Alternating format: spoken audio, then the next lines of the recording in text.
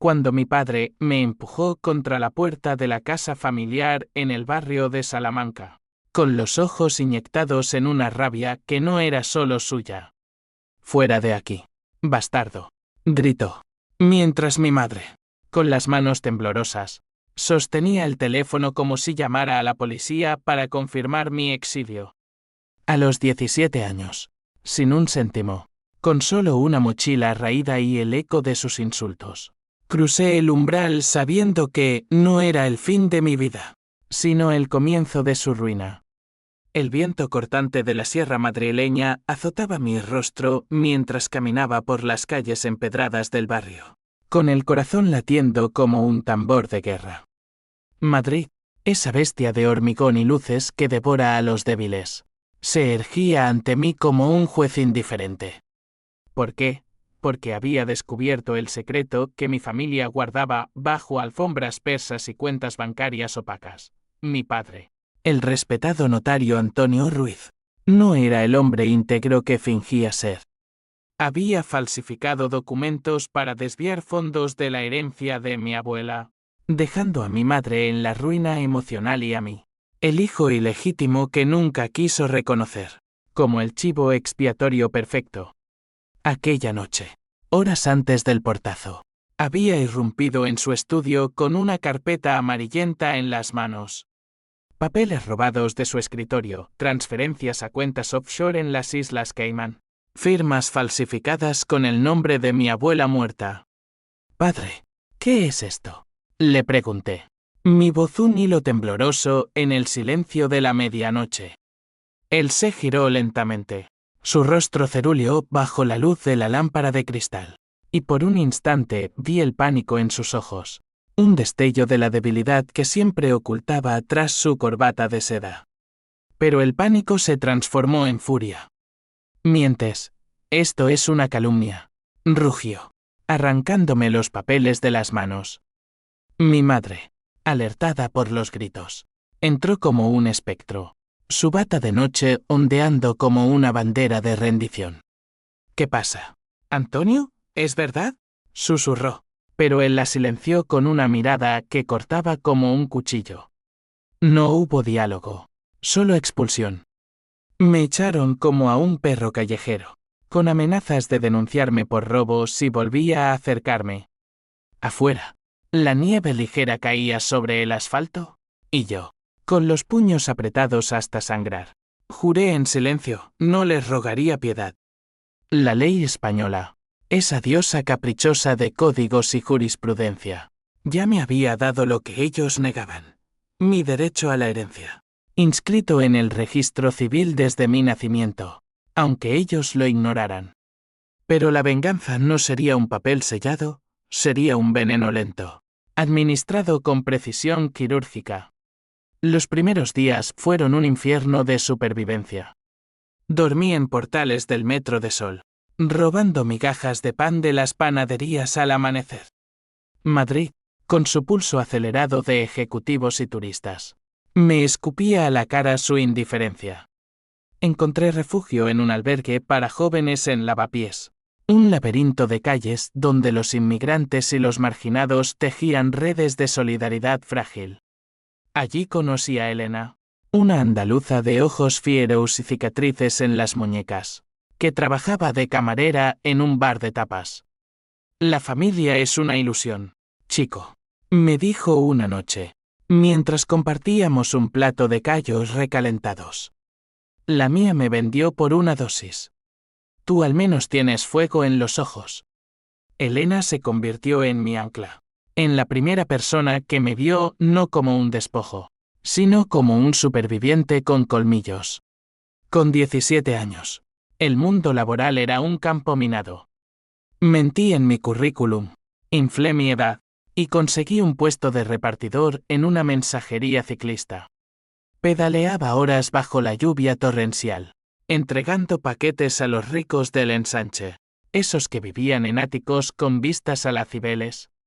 Cada pedaleo era un recordatorio. Mi padre, en su oficina de la Gran Vía, firmaba hipotecas para gente como yo, pero nunca para su hijo bastardo. Guardaba cada euro en una lata oxidada bajo mi catre en el albergue. No gastaba en vicios, solo en libros de segunda mano sobre derecho civil, devorados a la luz de una bombilla parpadeante.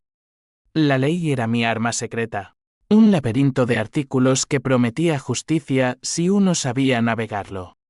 Meses después, el primer golpe de suerte llegó en forma de un abogado pro bono, el señor Vargas, un jubilado de aspecto quijotesco que atendía consultas gratuitas en la Universidad Complutense. Le conté mi historia con voz quebrada, mostrando copias de los documentos que había fotocopiado en secreto antes de la expulsión. «Esto es grave, hijo», murmuró, ajustándose las gafas. «El Código Civil, artículo 806, te da derecho a la legítima. Tu padre no puede desheredarte sin causa justificada». Justificada. La palabra me quemó la lengua. ¿Era justificado robar a una viuda y culpar al hijo por ello? Vargas prometió ayudarme, pero advirtió, la familia es un nudo gordiano. Cortarlo duele a todos. Mientras tanto, la vida en el albergue se volvía asfixiante. Peleas por turnos de ducha. Rumores de redadas policiales. Elena y yo soñábamos con escapar a Sevilla, su tierra de olivos y flamenco, pero la realidad nos ataba. Una noche, un altercado con un yonki me dejó un ojo morado y una lección: la calle no perdona la debilidad. Mirándome en el espejo roto del baño, juré que no sería víctima eterna. Llamé a Vargas al amanecer, iniciemos el proceso. El papeleo comenzó. Una avalancha de notificaciones que llegarían a la puerta de mi familia como un mazazo. Pero el odio no era solo mío. En sueños, veía el rostro de mi madre. No la cómplice, sino la mujer rota que había sido antes de Antonio. ¿Sabía ella de las falsificaciones? ¿O era otra marioneta en su teatro de mentiras? El conflicto interno me devoraba, venganza o redención. Elegí lo primero, porque el perdón es para los santos, y yo era solo un demonio en formación. Los meses se convirtieron en un año. Mi cuerpo se endureció con el ciclismo, mi mente con los tratados legales. Elena se mudó conmigo a un piso compartido en Malasaña, un tugurio con goteras y vecinos ruidosos, pero nuestro. Eres mi guerrero, me susurraba en la cama, sus dedos trazando mapas invisibles en mi espalda. Por primera vez, sentí algo más que rabia, deseo, ternura, un atisbo de futuro. Pero el pasado acechaba. Una carta llegó un día, sellada con el membrete de Ruiz y Asociados. Retira la demanda o enfrentarás consecuencias. Firmado por mi padre. Sonreí, arrugándola en mi puño. Las consecuencias serían suyas. El juicio preliminar fue un circo de formalidades en el juzgado de primera instancia de Madrid. Me presenté con una camisa prestada de Vargas, el corazón martilleando como un ariete. Mi padre, impecable en su traje azul marino, me miró como si fuera un extraño en su salón. Mi madre, sentada a su lado, evitó mis ojos, sus manos entrelazadas en un rosario de perlas falsas. El juez, un hombre de bigote canoso, leyó las alegaciones con voz monótona. El demandante alega derecho a la herencia legítima, invocando el artículo 806 del Código Civil. Mi padre contraatacó con abogados caros, pintándome como un vago resentido que había forjado documentos por celos. Salí del juzgado con una orden provisional, congelación de activos hasta la resolución. Esa noche, brindé con Elena en un bar de churros, pero el triunfo era amargo. Soñé con mi abuela, su voz susurrando, la sangre no miente, pero el dinero sí. Desperté sudando, con la certeza de que esto era solo el prólogo. Madrid en primavera era un engaño de azahares y terrazas abarrotadas, pero para mí, era un tablero de ajedrez donde cada movimiento contaba. La demanda avanzaba como un río subterráneo, erosionando las bases de la fortuna de mi padre. Recibí informes de Vargas, las cuentas bancarias congeladas habían paralizado sus tratos notariales. Clientes furiosos llamaban a su oficina, exigiendo explicaciones. Él, el intocable Antonio Ruiz, empezaba a tambalearse. Mientras tanto, yo construía mi armadura. Dejé el reparto para un puesto de asistente en un bufete pequeño en Chueca, regentado por la señora López, una abogada lesbiana de 50 años con un olfato para los casos perdidos. «Tienes instinto, chico», me dijo el primer día, revisando mis notas sobre prescripciones. Bajo su tutela, devoré expedientes. Aprendí a diseccionar mentiras en actas notariales.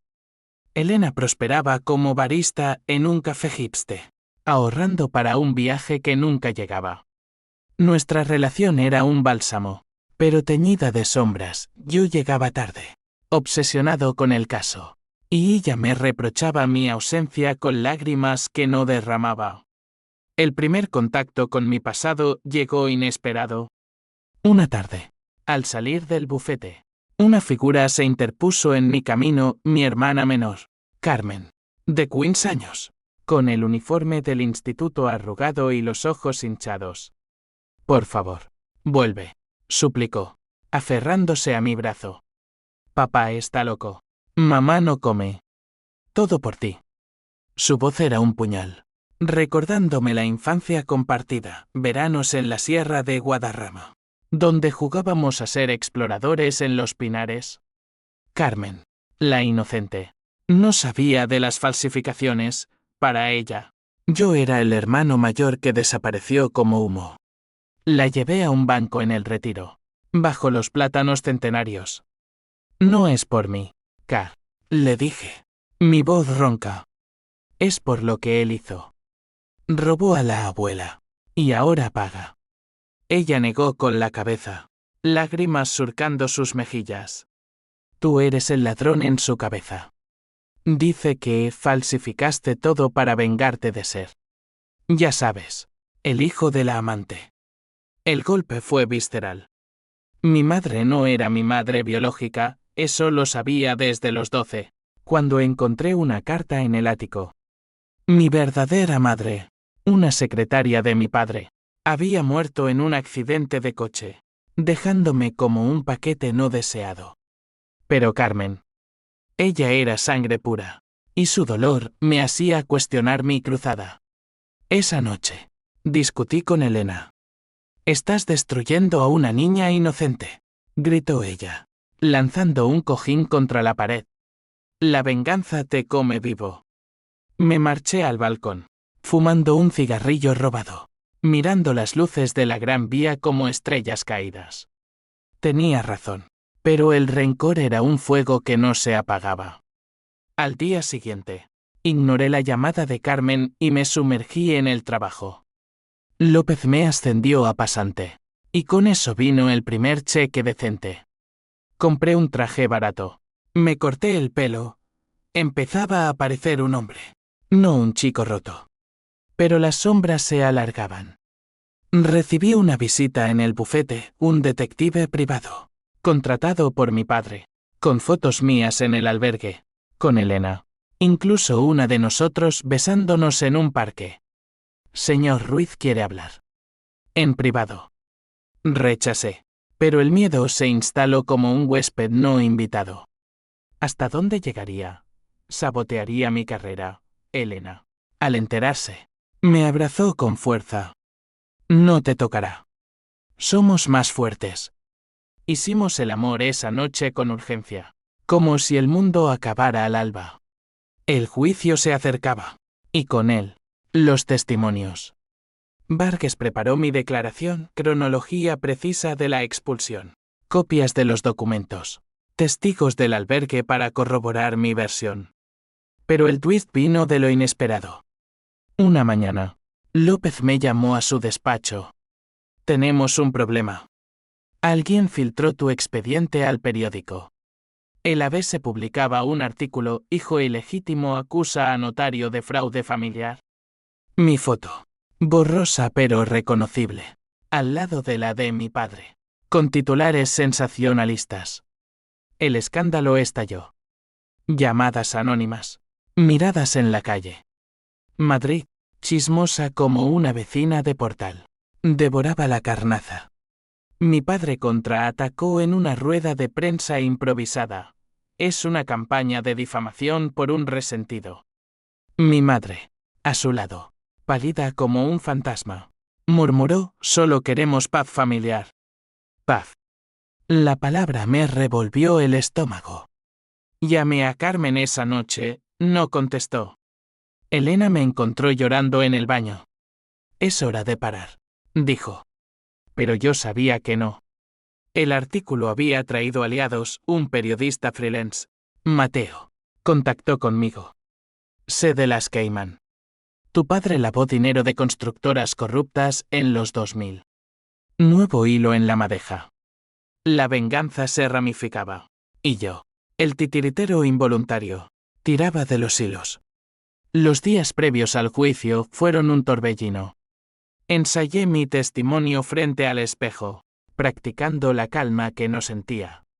PH símbolo 1 e ABNN símbolo 1 e de 9 bullía en mis venas, mezclada con un H símbolo 1 e de 1 y H símbolo 1 e ADN sordo por Carmen.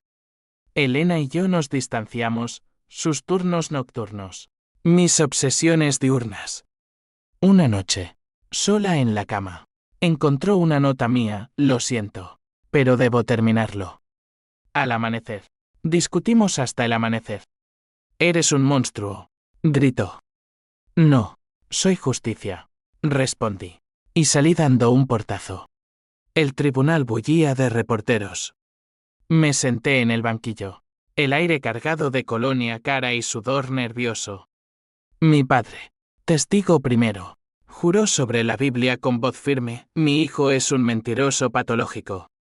Detalló mi rebeldía adolescente, mi obsesión por el dinero. El jurado, un mosaico de rostros anónimos, asentía. Luego fue mi turno. Subí al estrado con piernas de plomo, pero mi voz salió como un torrente: no busco dinero. Busco verdad. Él me echó, robó lo nuestro, y ahora miente bajo juramento. Presenté las pruebas, cada folio un clavo en su ataúd. El juez ordenó un receso. En el pasillo, mi madre se acercó por primera vez. Hijo, perdóname. Sus ojos, idénticos a los míos, suplicaban. No soy tu hijo, mamá. Nunca lo fui. La dejé allí, rota, y volví al salón. El veredicto parcial, audiencia completa concedida. Celebré solo, con una cerveza tibia en un bar vacío. Pero el vacío en mi pecho crecía. Valía la pena. El verano madrileño era un horno de asfalto derretido, donde el calor amplificaba cada grieta en mi alma. La demanda había escalado a un juicio mayor, con el fiscal interviniendo por sospechas de blanqueo. Mi padre, ahora bajo investigación, vendió el ático de Salamanca para pagar fianzas. Noticias en el país: escándalo notarial sacude la élite madrileña. Yo, el catalizador, me convertía en celebridad involuntaria. Periodistas acampaban frente al bufete de López. Ella me protegió con una orden de alejamiento, pero el daño estaba hecho. Elena y yo nos reconciliamos en una noche de tormenta, haciendo el amor bajo relámpagos que iluminaban nuestras cicatrices. No te pierdas en esto, murmuró, trazando mi pecho con un dedo. Prometí equilibrio, pero era mentira. Mateo, el periodista, se convirtió en aliado. Nos reuníamos en cafés oscuros de la Latina, compartiendo carpetas USB con correos hackeados fruto de un informante anónimo en las Cayman. Tu padre no actuó solo, reveló Mateo. Su socio, el Kenstrachter García, era el cerebro. ¿Y tu madre? Firmó uno de los poderes. El mazazo me dejó sin aliento. Mi madre, cómplice. Recordé su pasividad aquella noche de la expulsión. No era miedo, era culpa. Confrontarla se convirtió en obsesión. La llamé desde un teléfono público, necesito verte. Sola. Aceptó. Voz temblorosa. Quedamos en el Parque del Oeste. Bajo un cielo plomizo. Llegó con un pañuelo en la cabeza. Como una espía de película barata. Antonio no sabe, dijo, sentándose en un banco húmedo. Lo hice por la familia. La crisis del 2008 nos dejó en la ruina. García prometió salvarnos. Sus palabras eran un veneno dulce. Me echasteis por salvaros vosotros, repliqué, la voz quebrada. Ella lloró, confesando, te quise como a un hijo, pero el miedo. La abracé por primera vez en años. Un gesto que dolió más que un puñetazo. Ayúdame a acabar con esto, le supliqué. Prometió testificar, pero dudaba. Carmen sufre. Ha intentado cortarse las venas. El mundo se inclinó. Corrí a casa, llamando a hospitales.